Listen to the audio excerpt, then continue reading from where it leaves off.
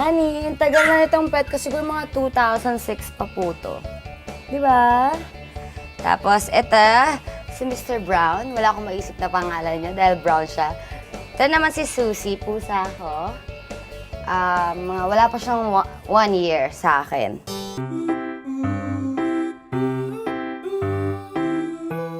Ito yung veranda.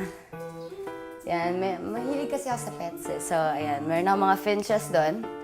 Finches. Meron akong African lovebirds. African lovebirds.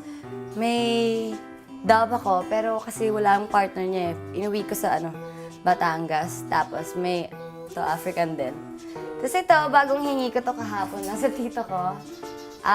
Peruvian. Peruvian tawag sa kanya na hamster. Hamster? Peruvian rat. Ito, meron akong rat. Roborowski tawag sa kanya. Pangalan niya Mickey and Minnie yan. Dalawa sila. Ayun, natutulog sila. Ayan, natutulog po silang dalawa. Ayan, dalawa sila.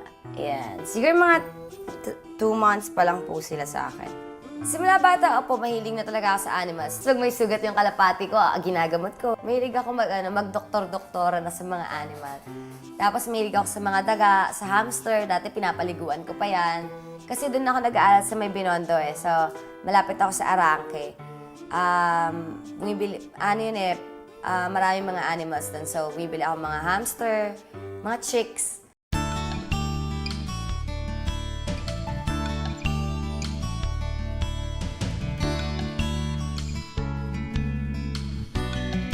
Mga herbs, eto. Tingnan nyo, oregano. Tapos, ano ba yung iba? Yung iba kasi namatay eh. Hindi ako masyadong marunong pa mag-alaga. Ayan, sage. Tapos, sili. May calamansi ako. Tapos, cat's whisper. Hindi ko alam ang tawag dyan. Ito may rose, aloe vera. Normally, yung mga halaman ko po dito, mga herbs at saka mga gulay.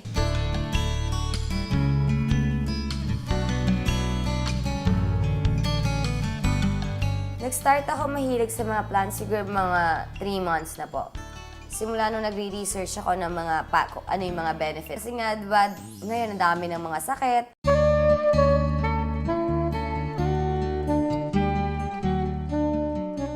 Nakakapagpasaya na, alam mo yun, yung mga kailangan mo or yung kunyari, kailangan ng aloe vera o kailangan na gugupitin mo lang, nandyan na sa tabi mo, diba? Ang cute kaya, so para lang ka nang naglalaro. Ito naman, miracle tree po siya. So, nakita lang ako sa mga, sa mga fruits niya, parang mga cherries. Yan, wala pa siyang bunga eh.